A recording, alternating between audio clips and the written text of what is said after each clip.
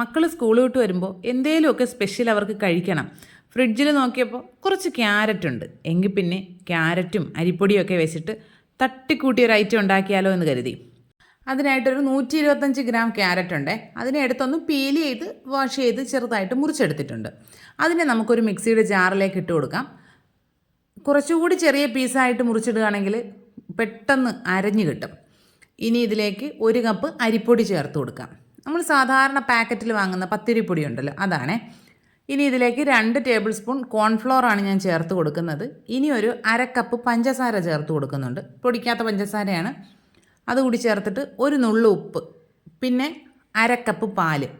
നിങ്ങൾക്ക് പാല് ചേർക്കുന്നത് ഇഷ്ടമല്ല എങ്കിൽ 1/2 കപ്പ് വെള്ളം ചേർക്കുക. എന്നിട്ട് 2 ടേബിൾ സ്പൂൺ പാൽ പൊടി കൂടെ ചേർത്ത് കൊടുത്താൽ മതിയാകും. അപ്പോൾ അതിൻ്റെ ഒരു ടേസ്റ്റ് കിട്ടും. ഇത് അരഞ്ഞ് കിട്ടാൻ കുറച്ച് പാടുണ്ടായിരുന്നു, എന്നാലും ഞാൻ എങ്ങനെയൊക്കെയോ സെറ്റ് ചെയ്തെടുത്തിട്ടുണ്ട്. ഇനി ഇതിലേക്ക് 1 ടീസ്പൂൺ വാനില എസൻസ് ചേർത്ത് കൊടുക്കുക. ഇനി ഇതിലേക്ക് ഒരു 1/4 കപ്പ് നെയ്യ് ചേർത്ത് കൊടുക്കാം. നിങ്ങൾക്ക് ബട്ടറോ ഓയിലോ ഏത് വേണമെന്ന് വെച്ചാൽ ചേർക്കാവുന്നതാണ്. വെളിച്ചെണ്ണയൊന്നും ഉപയോഗിക്കരുത് കേട്ടോ. അതുകൂടി ചേർത്തിട്ട് സ്ലോ സ്പീഡിൽ ഒന്ന് മിക്സ് ചെയ്തെടുക്കാം. ഇതിപ്പോൾ അത്യാവശ്യം തിക്കായിട്ടുള്ളൊരു ബാറ്റർ പോലെയാണ് കിട്ടിയിരിക്കുന്നത്. ഒരു ഫ്ലോയിങ് കൺസിസ്റ്റൻസി അല്ല. കണ്ടില്ലേ, ഇങ്ങനെ ഒഴിക്കുമ്പോൾ മുറിഞ്ഞ് വീഴുന്നത് പോലെയാണ് കിട്ടിയിരിക്കുന്നത്. ഇത്രയും തിക്കായിട്ടുള്ള ബാറ്റർ നമുക്ക് വേണ്ട. ഇതിനെ കുറച്ചുകൂടി ഒന്ന് ലൂസാക്കി എടുക്കാം. അതിനായിട്ട് ഞാനിപ്പോൾ ഒരു 2 ടേബിൾ സ്പൂൺ പാലാണ് ചേർത്ത് കൊടുക്കുന്നത്.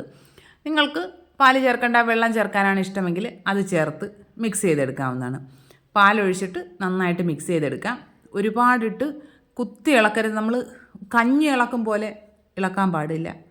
സ്ലോലി മിക്സ് ചെയ്തെടുക്കുക. കട്ട് ആൻഡ് ഫോൾഡ് മെത്തേഡൊക്കെ ആണെങ്കിൽ കുറച്ചുകൂടി നല്ലതാണ്. ഇപ്പോൾ നന്നായിട്ട് മിക്സ് ചെയ്തെടുത്തിട്ടുണ്ട്.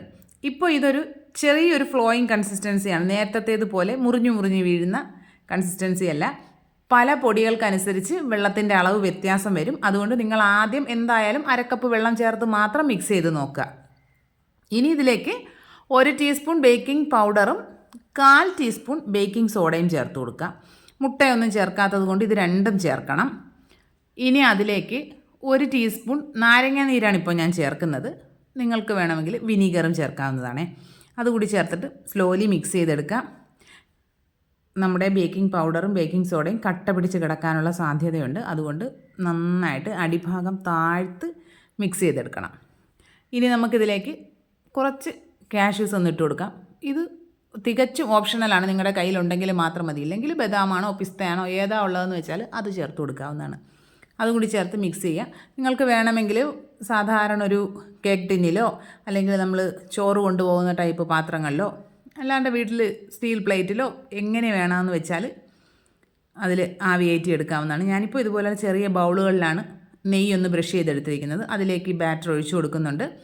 പിന്നെ ഒരു ഭംഗിക്ക് വേണ്ടി കുറച്ച് ക്യാരറ്റ് ഗ്രേറ്റ് ചെയ്തൊന്ന് മുകളിൽ ഇട്ട് കൊടുക്കുന്നുണ്ട്. മക്കൾക്കത് ഇഷ്ടമല്ല എങ്കിൽ അത് ഒഴിവാക്കാവുന്നതാണ്.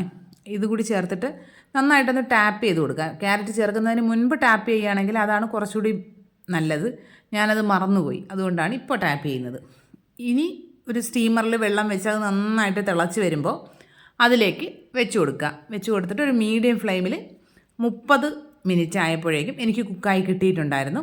ചിലപ്പോൾ നിങ്ങളുടെ ആ ഒരു അടുപ്പിനും ആ ഒരു ഫ്ലെയിമിൻ്റെ ചൂടനുസരിച്ചും പാത്രത്തിൻ്റെ സൈസ് അനുസരിച്ചുമൊക്കെ ടൈമൊക്കെ ഒന്ന് വ്യത്യാസം വരും. എന്തായാലും ഒരു 25 മിനിറ്റ്സ് ആകുമ്പോഴേക്കും ഒന്ന് തുറന്ന് നോക്കുക. ഞാനൊരു 25 മിനിറ്റ്സിൽ തുറന്ന് നോക്കിയിട്ട് അതിലൊന്ന് സ്ക്യൂർ വെച്ച് കുത്തി നോക്കിയപ്പോൾ അതിൽ ചെറുതായിട്ട് മാവ് ഒന്ന് പറ്റി പിടിച്ചിട്ടുണ്ടായിരുന്നു. അതുകൊണ്ടൊരു 5 മിനിറ്റ് കൂടി അടച്ചു വെച്ച് കുക്ക് ചെയ്തെടുത്തു. 30 മിനിറ്റിന് ശേഷം പുറത്തെടുത്ത് വെച്ച് നന്നായിട്ട് ചൂടാറിയിട്ടുണ്ട്. വേറെ ഒരു ബുദ്ധിമുട്ടും ഇല്ലതാ. ഇതുപോലെ സൈഡ് ഇങ്ങനെ ഒന്ന് വിടുവിച്ച് കൊടുത്താൽ നന്നായിട്ട് അതിന് കിട്ടിക്കോളും. പിന്നെ കയ്യിലേക്കൊന്നും തട്ടി കൊടുക്കേണ്ട പാടേ ഉള്ളൂ. അതിൽ പറ്റി പിടിക്കുകയോ ഒന്നും ചെയ്യില്ല.